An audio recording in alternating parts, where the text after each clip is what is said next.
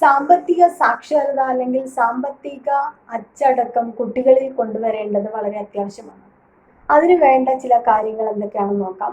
ആദ്യമായി വരവിനെക്കുറിച്ചും ചെലവിനെക്കുറിച്ചും കുട്ടികളിൽ ഒരു ബോധം ഉണ്ടാക്കാം. അതായത് വീട്ടിൽ എത്ര വരുമാനമുണ്ട്, അതിൽ എത്ര ചെലവ് വരുന്നുണ്ട്, അതിനെക്കുറിച്ച് ഒരു ചെറിയ ഒരു ഡിസ്കഷൻ കുട്ടികളുമായിട്ട് നടത്തുന്നത് നല്ലതായിരിക്കും.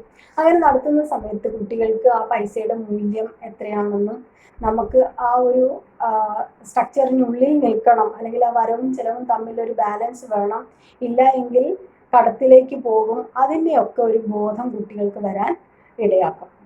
പിന്നീട് അവർക്ക് ആഗ്രഹങ്ങൾ എന്താണ്, അത്യാവശ്യങ്ങൾ എന്താണ് എന്നതിനെ കുറിച്ചുള്ള ഒരു വേർതിരിവ് അവർക്ക് നമുക്ക് പറഞ്ഞു കൊടുക്കണം. അതായത് ചില സാധനങ്ങൾ ആവശ്യമില്ലാതെ വാങ്ങിക്കൂട്ടേണ്ടി വരുന്ന അവസരങ്ങൾ ഉണ്ടാകും. അപ്പോൾ അങ്ങനെയുള്ള സമയത്ത് ആവശ്യമുള്ളത് ഏതാണ്, നമുക്ക് ആവശ്യമില്ലാത്തത്, അത്യാവശ്യമുള്ളതും അല്ലെങ്കിൽ നമുക്ക് ആഗ്രഹങ്ങൾക്കുള്ളതും അതിനെ വേർതിരിക്കാൻ കുട്ടികൾക്ക് കഴിയുന്ന തരത്തിലേക്ക് വളർത്തിയെടുത്തു കഴിഞ്ഞാൽ അനാവശ്യമായി വാങ്ങിക്കൂട്ടുന്ന ആ ഒരു ശീലം ഒഴിവാക്കാൻ കഴിയും. അപ്പം നമുക്കറിയാം, ഒരു ബർത്ത്ഡേ വരുമ്പോൾ അല്ലെങ്കിൽ എന്തെങ്കിലും ഒരു ഫംഗ്ഷൻ വരുന്ന സമയത്ത് കണ്ണി കണ്ടതെല്ലാം വാങ്ങിക്കൂട്ടുക. ചിലപ്പോൾ ഉപയോഗം ഉണ്ടാവില്ല, ചിലപ്പോൾ ഒരു വട്ടം ഇട്ടിട്ട് ഉപേക്ഷിക്കുന്ന പോലെയുള്ള സാധനങ്ങളാകാം. അപ്പോൾ ഡ്രസ്സ് ആയിക്കോട്ടെ, ചിലപ്പോൾ ഏതെങ്കിലും ഒന്നോ രണ്ടോ പ്രാവശ്യം ഉപയോഗിച്ച് പിന്നീട് അത് ഉപയോഗിക്കാത്ത രീതിയിലേക്ക് ഉള്ള ഒരവസ്ഥയിലെത്തുന്ന ആ ഒരു സാഹചര്യം നമുക്ക് ഒഴിവാക്കാൻ സാധിക്കും. അതായത് ഒരു ഡ്രസ്സാണെങ്കിൽ തന്നെ അത് മാക്സിമം ഉപയോഗിക്കുന്ന രീതിയിലേക്ക് എത്തുകയാണ് എങ്കിൽ ആവശ്യവും അനാവശ്യം തമ്മിൽ അനാവശ്യമായിട്ട് പൈസ ചിലവാക്കുന്നത് ഒഴിവാക്കാൻ സാധിക്കും.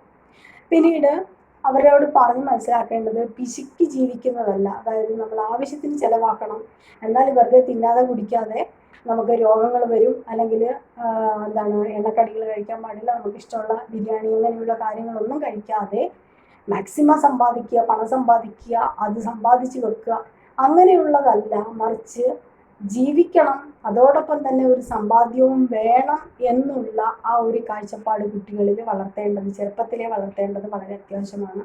അതോടൊപ്പം തന്നെ വരുമാനം നമുക്ക് എത്രയുണ്ടെങ്കിലും അതല്ല നമ്മളുടെ ആസ്തി എന്നതും കുട്ടികൾക്ക് മനസ്സിലാക്കി കൊടുക്കണം.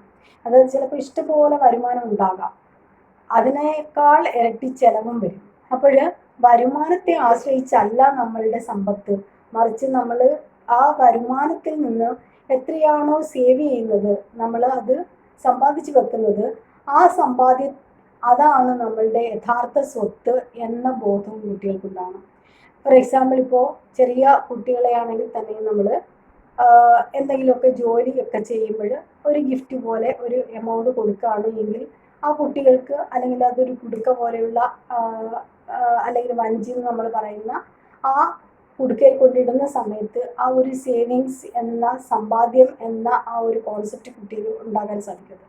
അപ്പോൾ അങ്ങനെയുള്ള അപ്പോൾ ജോലി ചെയ്യുമ്പോൾ എന്തെങ്കിലും ഒരു എക്സ്ട്രാ പണി ചെയ്യുകയാണെങ്കിൽ അതിന് ഒരു വരുമാനം കിട്ടുമെന്ന ആ ഒരു ബോധം, ആ വരുമാനം കിട്ടിയാൽ അത് നമ്മളുടെ സേവിങ്സ് ആണ് എന്ന ഒരു ബോധം കുട്ടിക്ക് ചെറുപ്പത്തിലേ വരാൻ സാധിക്കും.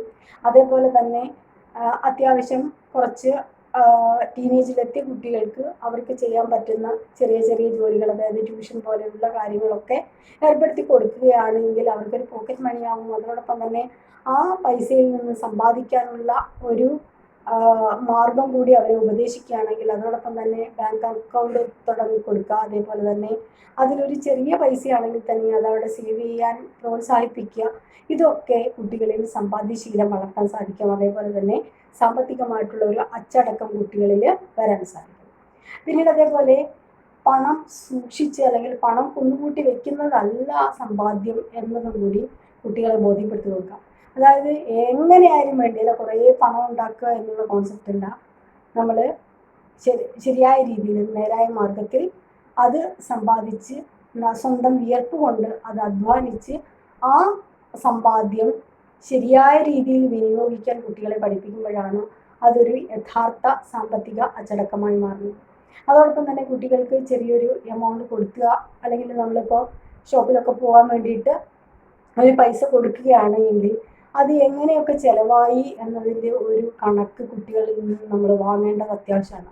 പണ്ടുള്ളവർ എപ്പോഴും പറയുന്നതാണ് ആറ്റിൽ കളഞ്ഞാലും അളന്ന് കളയണം എന്നുള്ളത്. അതായത് എന്തിനും ഒരു കണക്കുണ്ടായിരിക്കണം, എത്ര പൈസ ചിലവായി, ഇന്ന ഷോപ്പിൽ പച്ചക്കറിക്ക് എത്ര ചിലവായി, അല്ലെങ്കിൽ മീനിൻ്റെ ഷോപ്പിൽ എത്ര ചിലവായി, അങ്ങനെ ഓരോന്നിനും ചിലവായ പൈസ എത്രയാണ്, ബാക്കി എത്രയുണ്ട്, ആ കണക്ക് കൃത്യമായിട്ട് നമ്മൾ കുട്ടിയിൽ നിന്ന് ചോദിച്ച് മനസ്സിലാക്കണം. അങ്ങനെ ഒരു കണക്ക് ചോദിക്കുന്ന സമയത്ത് ആ കണക്ക്, ആ ബില്ലിലുള്ള ഓരോ കണക്കും കൃത്യമായി കൂട്ടാനും അതിലെന്തെങ്കിലും വ്യത്യാസം ഉണ്ടോ എന്ന് കണ്ടുപിടിക്കാനും ആ കുട്ടിക്ക് വേഗം മനസ്സിലാകും. അതേപോലെ തന്നെ പറ്റിക്കപ്പെടാതിരിക്കാനുള്ള ആ ഒരു അവസരവും ആ കുട്ടിക്ക് കിട്ടും. ഈ സാമ്പത്തിക ഭദ്രത നേടിയെടുക്കാൻ തീർച്ചയായിട്ടും മാതാപിതാക്കൾ കുട്ടികളെ ശ്രദ്ധിക്കേണ്ടത് അത്യാവശ്യമാണ്.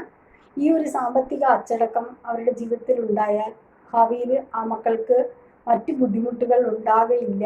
അത് മാത്രമല്ല, സാമ്പത്തികമായിട്ട് അവർക്കൊരു ഡിസിപ്ലിൻ ഉണ്ടാവുകയും ചെയ്യും. Have A nice day.